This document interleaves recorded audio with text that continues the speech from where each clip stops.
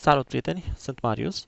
În acest film vreau să vă prezint modul în care se pot vizualiza înregistrările făcute de către camera Smile Street Eye, prezentată într-un film anterior. În acest sens, am luat cardul microSD pe care am făcut înregistrările cu camera, l-am introdus într-un adaptor și acest adaptor l-am atașat computerului. În urma atașării, în My Computer a apărut un drive nou cu o un tip de formatare pe care nu l-am întâlnit. Cardul folosit de mine are 8 GB și după cum vedeți Windows îl recunoaște ca având 119 MB, din care 0,8 utilizat și restul liber. Irelevant această modalitate de prezentare, de citire de către Windows. Ce e important este că odată cu introducerea cardului microSD în cameră, camera m-a întrebat dacă vreau să formatez cardul și odată cu formatarea ea a scris pe acest card un executabil care ne va permite să vizualizăm înregistrările. Ok. Aceasta este, cum să zic, fereastra oferită de către JPlayer. Permite mărirea într-o oarecare măsură și ăsta reprezintă maximum, deci nu se mai poate mări sub nicio formă. Avem în partea din dreapta toate înregistrările făcute și vedeți că filmele au un ID G11, G21, G31, nu mi este foarte clar, iar cele care sunt blocate au aici un lacăt. În partea de jos avem posibilitatea să deschidem un fișier. De exemplu, să aleg G33, Open și îl deschide. Avem posibilitatea să facem un snapshot, să salvăm fișierul, să ștergem și să umblăm la setări.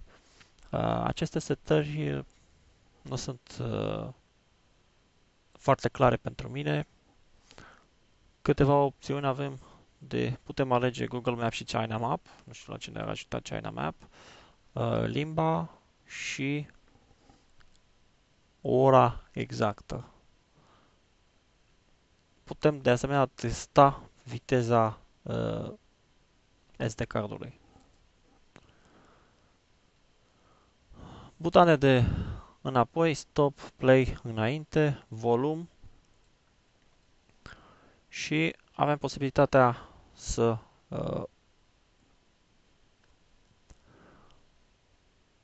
activăm repetarea, să rotim filmarea în măsura în care filmarea a rezultat cu capul jos. Avem posibilitatea să poziționăm traseul pe Google Earth și de asemenea putem vizualiza harta. În acest moment, nu știu, să iau primul film. După cum vedeți,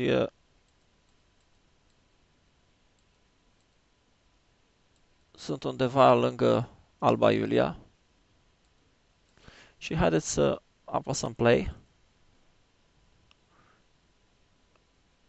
Pe măsură ce avansăm și harta se modifică corespunzător.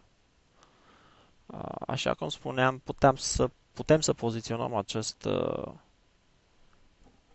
acest traseu pe Google Earth și o să alegem ca destinație pentru fișierul KML desktop-ul. În acest moment pe desktop a apărut fișierul și la selectarea lui, făcând click pe el, se deschide în mod automat Google Earth și traseul este poziționat pe harta.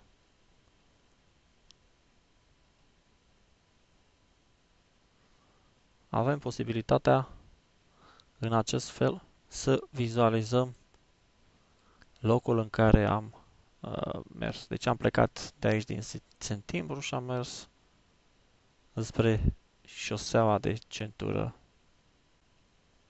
Sau, pardon, am plecat dinspre Alba Iulia și am mers înspre Sentimbru.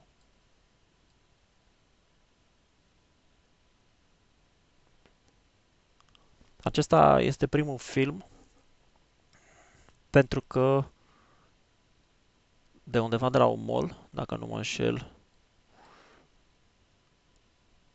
de aici, am cumpărat cardul. Și probabil că a avut nevoie de ceva timp până când a pornit înregistrarea. În fine, putem să salvăm acest traseu și să putem vizualiza de fiecare dată când deschidem Google Earth. Nu ne interesează. De asemenea, putem salva acest film și haideți să vedeți cum se desfășoară. Are 113 mega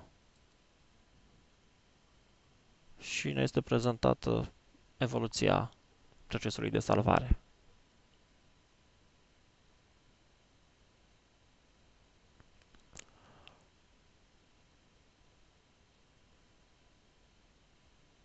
Ca și calitate, după cum vedeți, filmează la nivel VGA. Este 640 cu 480 dacă nu mă înșel. Și arată cam așa. Nu este cea mai bună filmare, însă sunt cât de cât vizibile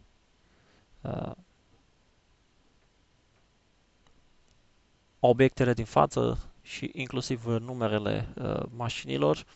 De asemenea, ceea ce e mai important din punctul meu de vedere este că atașează viteza cu care am circulat și inclusiv coordonatele GPS.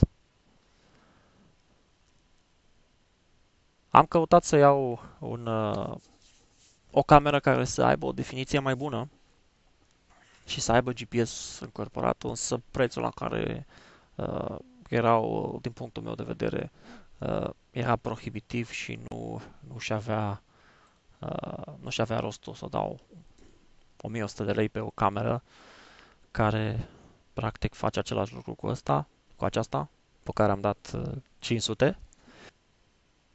Ok, prieteni, acesta a fost. Sper că am fost suficient de detaliat în prezentarea mea. Vă mulțumesc că v-ați uitat și ne vedem în filmulețul următor. Ciao!